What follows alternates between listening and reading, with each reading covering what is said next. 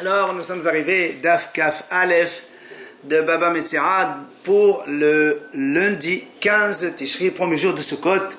Nous avons donc vu la Mishnah déjà. On est arrivé à la Gemara. Gemara, Matzam, Perot, Mefuzarin.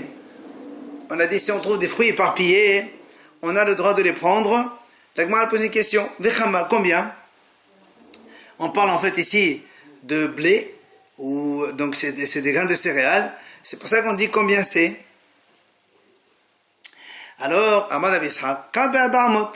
Rabbi Ishaq répond, donc c'est Kav, il se dispersait dans 4 amot, 2 mètres sur 2 mètres. Kav, c'est à peu près 1,5 kg. Voilà ce qu'on appelle Mefuzarin, et donc on peut les prendre. Alors, là, il m'a posé une question. Comment ça s'est passé? Et d'être en effet là, si c'est ceux qui sont là, ils sont tombés, le propriétaire ne s'en est même pas aperçu. Même s'il y a plus qu'1,5 kg, mais plus qu'un crave, puisqu'il ne sait pas où ils sont tombés de sa poche sans qu'ils s'en aperçoivent. Donc on peut les prendre. Pourquoi seulement Kaber Barmot? Maintenant, si maintenant le monsieur les a posés lui-même, même moins qu'un cave, si c'était posé, alors pourquoi on va les prendre? Vient Rav Akhba et répond, il dit en fait ici on parle dans la grange, lorsque le monsieur il va battre son blé et après il fait détail, il les prend, et donc quand il reste une partie comme ça,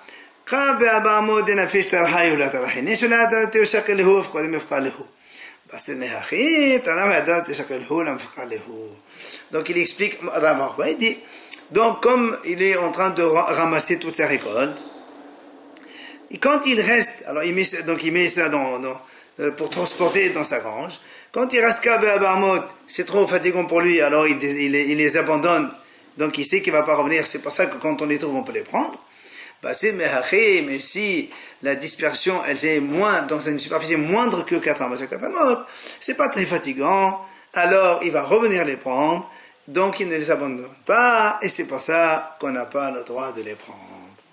Voilà donc le cas de la Mishnah selon Rabbi Ishaq et Rav Akhba. Rabbi Irmia, il pose une question. Il dit, si maintenant, puisque nous on a dit un cave dans 4 amot, si on a la moitié d'un cave dans 2 amot sur 2 amot, quel est le statut? Est-ce que, on va dire comme ça, si on dit que le cave dans 4 amot, on peut les prendre, parce que le propriétaire il va pas retourner, vu que la fatigue elle est importante, parce que c'est dispersé dans 4 amot, alors on va dire,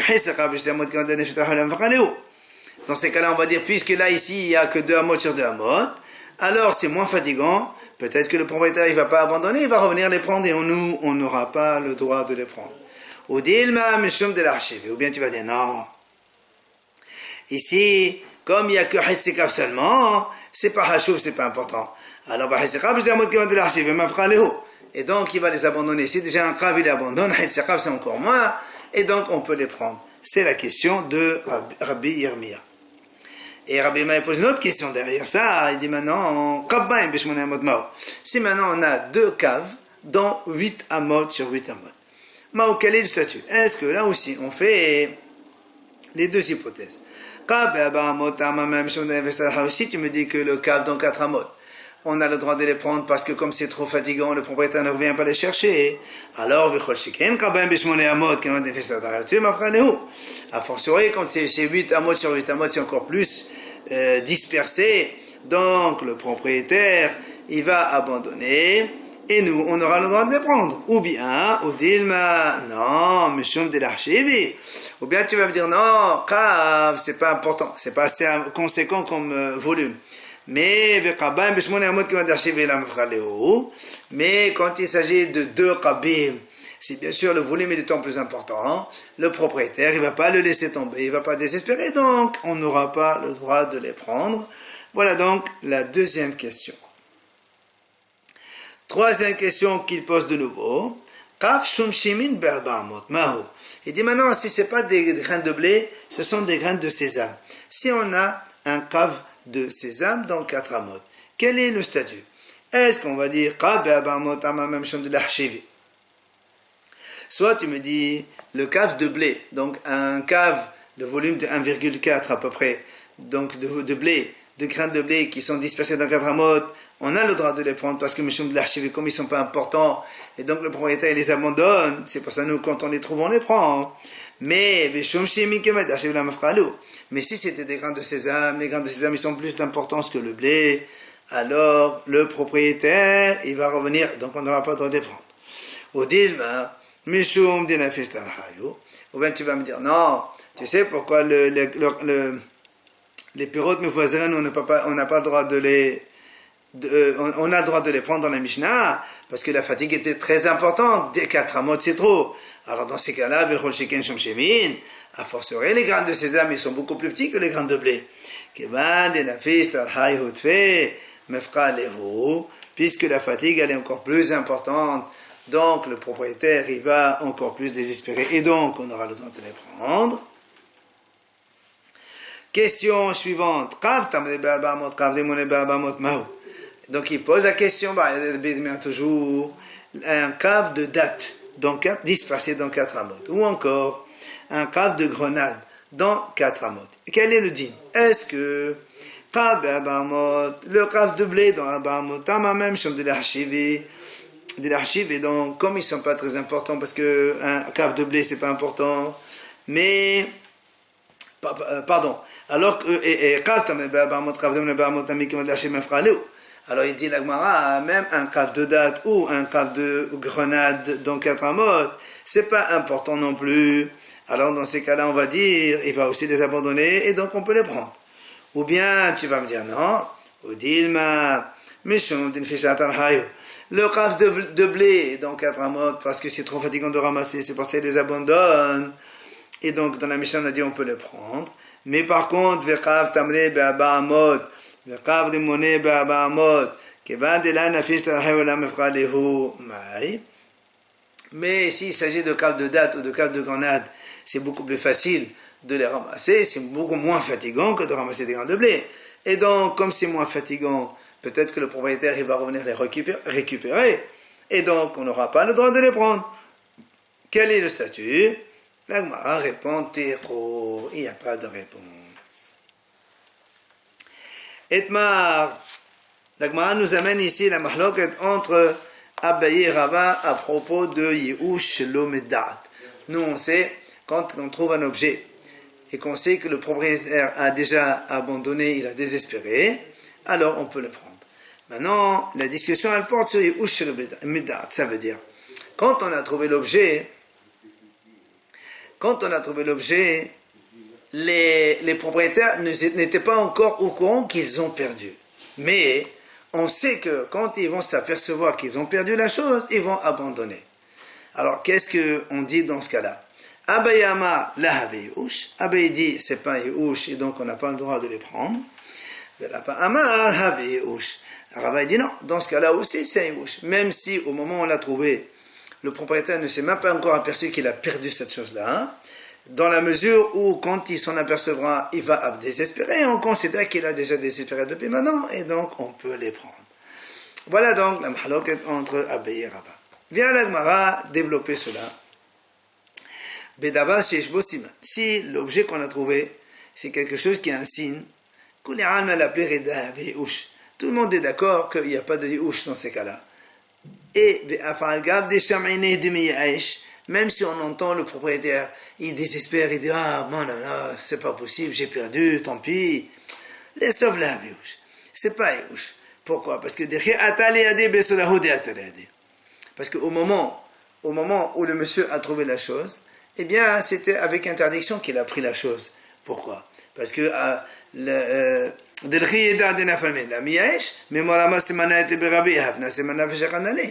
parce que le propriétaire, automatiquement, quand il s'aperçoit qu'il a perdu cette chose, sachant que dans cette chose il a un siman, il ne va pas désespérer, il n'y a aucune raison, et dans le siman il va la prendre. Donc, c'est pour ça que quand il y a un objet qui a un siman ici, tout le monde est d'accord. Aussi bien Abaye que Rava, il n'y a pas d'Yehush, il faut lui rendre.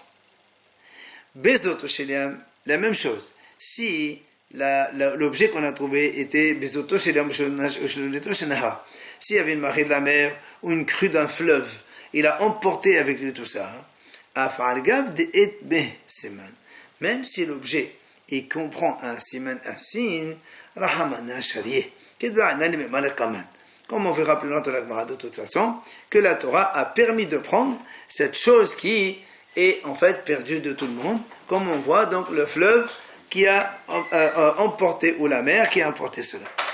Alors, c'est quoi la mahloka d'entre Abaye et Rava qui plierait Bedavar Shembo Siman? C'est quand un objet n'a pas de signe. Et donc il a été perdu, et on l'a trouvé avant même que le propriétaire ne s'en aperçoive. Dans ce cas-là, Abayama Lahavi Ush, c'est là où Abaye dit, puisqu'on l'a trouvé avant que l'autre ne le sache qu'il a perdu, alors ça s'appelle pas Ush. Alors, donc on n'a pas le droit de le prendre. Mais Rabba Havi Ush. Rabba dit non, c'est Ush, c'est désespéré. Pourquoi?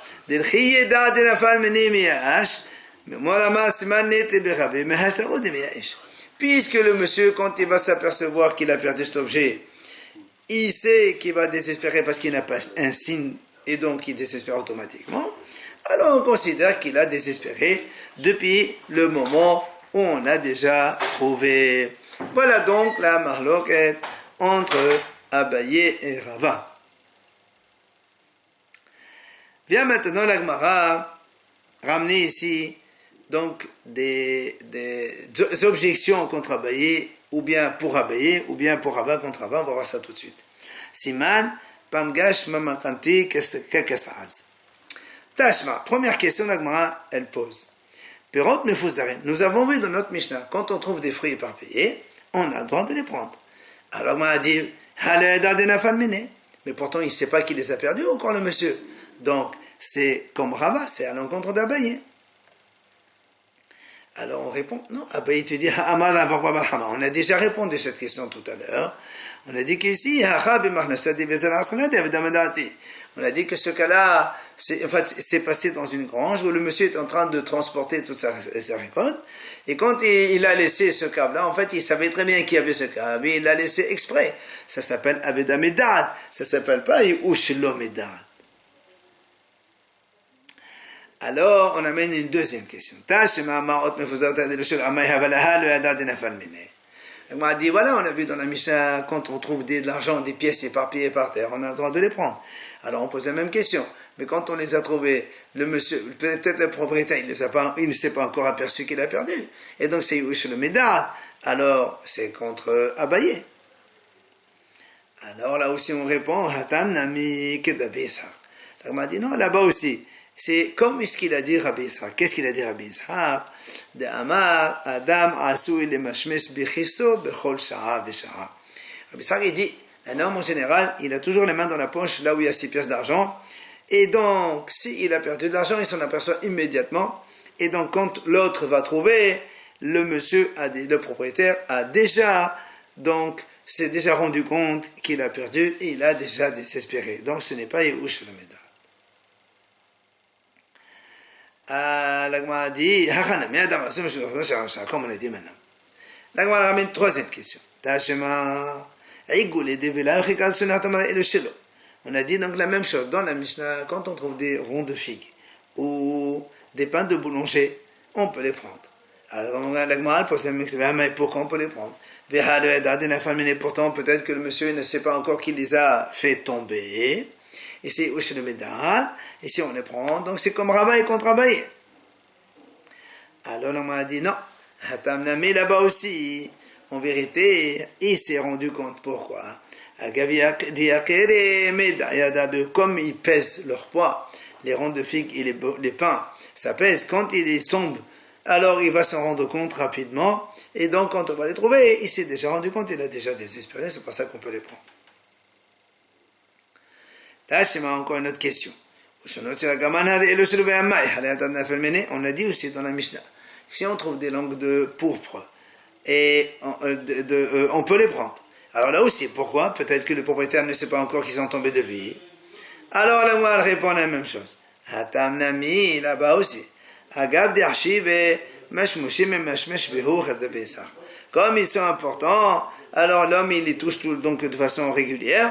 Et comme il a dit Rabbi Ishaq, comme pour l'argent, là aussi c'est la même chose. Quand c'est important, on touche fréquemment et donc il s'en rend compte immédiatement.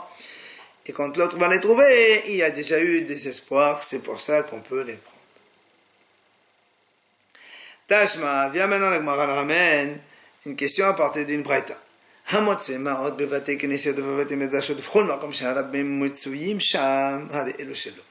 Si quelqu'un il trouve de l'argent, soit dans des synagogues, ou dans Bet Midrash, ou dans tous les endroits où il y a beaucoup de monde, il peut les prendre. Tu sais pourquoi? Parce que les propriétaires désespèrent de cela. Alors là encore, on pose la même question. Pourtant, il ne sait pas encore qui les a perdus. Comment on peut les prendre? Un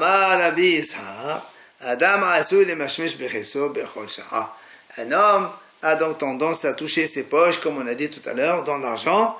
Et donc, s'il a perdu de l'argent, il va s'en rendre compte rapidement. Tashma, encore une fois, la Gemara ramène une question contrabée. Mais c'est marqué dans la Mishnah de PA. À partir de quand tous les gens peuvent venir prendre la cueillette? Parce que normalement, la Torah nous a ordonné, quand on moissonne ou quand on cueille des fruits, ce qui tombe, il tombe une épi ou deux, on les laisse pour les pauvres. Ça s'appelle l'eket. Et donc, les pauvres, ils passent derrière les moissonneurs pour récupérer les une ou deux épis qui tombent. Maintenant, là-bas, le Mishnah a dit, et les autres, monsieur, les autres gens qui sont pas pauvres, est-ce qu'ils ont le droit d'aller prendre là-bas et à partir de quand? Alors, on dit là-bas, Mishil Rubaha Nemoshot. Le Mishnah a dit à partir du moment où les Nemoshot, ils sont déjà passés dans ce champ-là. Alors, on dit, qu'est-ce que c'est ces Nemoshot? Ça veut dire quoi, Nemoshot? On a deux avis. Un, Ve'amar Rabbi Yohanan, celui de Rabbi Yohanan qui a dit, ça veut des Azéatigra. Ce sont des personnes âgées qui marchent sur la canne. Alors, comme ils marchent sur la canne, évidemment, eux, ils vont marcher doucement, et ils vont voir toutes les épées tomber, et ils vont tout ramasser. Après leur passage, tout le monde peut passer, il n'y a pas de souci. Les côtés batailles, les côtés... J'ai dit, c'est quoi les mochot? C'est quand un deuxième groupe de pauvres est passé derrière le premier groupe. Il y a toujours un premier groupe, et après un deuxième groupe. Alors, dans ces cas-là, ils passent. Et après ces deux passages-là, tout le monde peut aussi venir prendre donc de ce leket-là. Alors c'est là où l'Agma a dit bien, mais pourquoi on a le droit de prendre?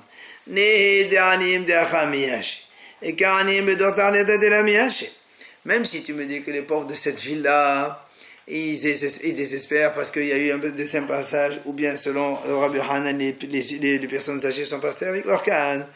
Mais les pauvres qui habitent dans d'autres villes, eux, ils n'ont pas désespéré. Ils veulent toujours venir récupérer ces leket. Pourquoi nous, on a le droit de les prendre? Amré, l'Agma répond. Comme il y a des pauvres ici, il m'a dit, puisqu'il y a ici des pauvres, ceux de l'autre ville, ils désespèrent. Ils disent, puisque de toute façon là-bas, il y a des pauvres, ils vont tout prendre, ils vont rien nous laisser. Donc c'est déjà désespéré. Ça ne s'appelle pas Yehush Shalom Midat. Tashma, l'Agman ramène encore une autre objection. Kseot baderech, ou afelu besat seder kseot. Si quelqu'un il trouve des figues sèches dans la route, dans le chemin, et même s'il les trouve à côté d'un champ où il y a là-bas un étalage, quelqu'un il a mis à sécher des figues qui sont en train de sécher, ils sont tombés. Ou encore, vechen te'ena hanota la derech.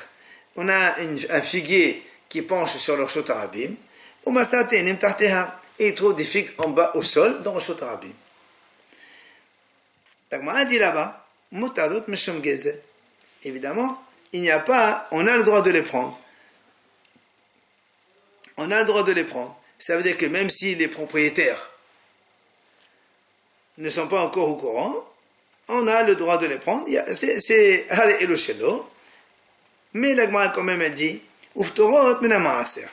Comme tout hefker, puisque ça s'est trouvé dans la rue, on peut les manger sans avoir prélevé le maaser.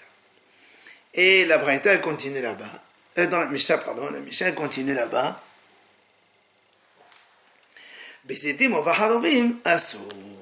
Mais s'il s'agit d'olives ou de caroubes, c'est-à-dire si on a un olivier ou un caroubier qui penche sur la route et que ça tombe, là on n'a pas le droit de les prendre. Alors vient la Gemara développer. Bishlam Arisha le Abaye la Kasha. Donc selon Abaye, normalement, quand Abaye a dit Ushamat lahavi ush, on n'a pas le droit de les prendre. Alors comment il explique que dans la Risha on a dit les figues sèches ou les figues qui tombent, on a le droit de les prendre? Là, moi, je te dis, ça, c'est pas une question. Pourquoi? Agav d'archiver, même puisque les figues sèches qu'il a mis à sécher sont importantes pour le propriétaire, alors donc régulièrement, il vient, il regarde un peu ce qui se passe. Et donc, quand il va voir quelques-unes, elles sont tombées, il a déjà désespéré. Pour lui, c'est pas une question. Même le figuier aussi, tout propriétaire sait que des figues, elles vont tomber quand elles mûrissent. Et donc le propriétaire, il a déjà désespéré depuis le début. C'est pour ça que son abayé, ça ne pose pas de problème. Et la sefa de Rava, Kashia. Mais la Gemara dit, la sefa, c'est une question contre Rava. Pourquoi? Parce qu'on a dit, pour les olives et les caroubes, c'est assourd. Pourquoi? Donc même si moi, quand je tourne dans la rue, même le propriétaire, il ne s'est pas encore aperçu qu'il y a des olives ou des caroubes qui sont tombées. Normalement, on a le droit de les prendre. Alors, comment il répond Rava ici? Amar Rabbi Abahu, Shani Zayt ou Ilbahazoto Mecher Halav, Be'afagav de Natrin Zete, Medayade Adortade, Nish Eneshu. Rabbi Abahu, il répond, il dit, non, tu sais pourquoi les olives, on n'a pas le droit de les prendre? Parce que les étimes, ils sont reconnaissables par rapport à l'olivier. C'est-à-dire que même si elles tombent de l'olivier, on sait très bien que c'est de cet olivier qu'elles sont tombées, et donc le propriétaire lui ne désespère pas, et c'est pour ça qu'il ne faut pas donc les prendre. Alors la Gemara dit, dans ces cas-là, si tu dis que tout, donc le fruit dépend de l'arbre d'où il tombe, alors avec le réchanami. Mais dans la récha pour les figuiers aussi, c'est la même chose. Un figuier, il fait tomber des figues, tu vois très bien qu'il vient de cet arbre-là, et donc tu sais bien que c'est à eux, lui. Et pourquoi tu les prends? Amara papa, il vient à papa et répond, dit non, c'est pas pareil. Tu sais pourquoi? C'est parce qu'une figue, quand elle tombe, elle est dégoûtante, et bien sûr, le propriétaire, il a déjà désespéré. Tashma, encore une autre objection contre Abaye. Si un voleur, il a volé chez quelqu'un, il a donné à un autre. Ou encore, ou bien un voleur à l'arraché, il a volé chez un, il a donné à quelqu'un d'autre. Ou encore, il a emporté donc d'un côté, il a déversé ce qu'il a pris dans un autre endroit. On dit là-bas, la Gemara dit, ce qu'il a pris, il a pris, et ce qu'il a donné, il a donné. C'est-à-dire, celui qui a reçu ça, ils sont à lui. Alors la Gemara dit, je comprends, le voleur à l'arraché, il le voit en train de les prendre. Alors, il a désespéré le monsieur. Ou encore le fleuve, quand tu vois un fleuve qui t'emporte des objets, tu le vois de tes yeux, tu ne peux rien faire. C'est normal, donc tu vas désespérer, et donc celui qui les a reçus, ils sont à lui. Et la gana mais un voleur qui était venu en cachette dans la nuit, il t'a volé des choses. Pourquoi on dit que quand il les donne à quelqu'un d'autre, ils sont à lui? Le monsieur, il n'a pas encore désespéré, il ne s'est pas encore rendu compte. Il vient à papa, il dit non, il s'agit ici d'un estime mezouyan, donc un voleur armé. Alors on m'a dit, dans ces cas-là, c'est la même chose que le gazan dans le voleur à l'archer. C'est vrai. On parle donc de deux types de gazan. Un, qu'il vient à l'arracher devant tout le monde, et l'autre, il vient en cachette, mais avec une arme, et donc ça s'appelle aussi donc gazlan.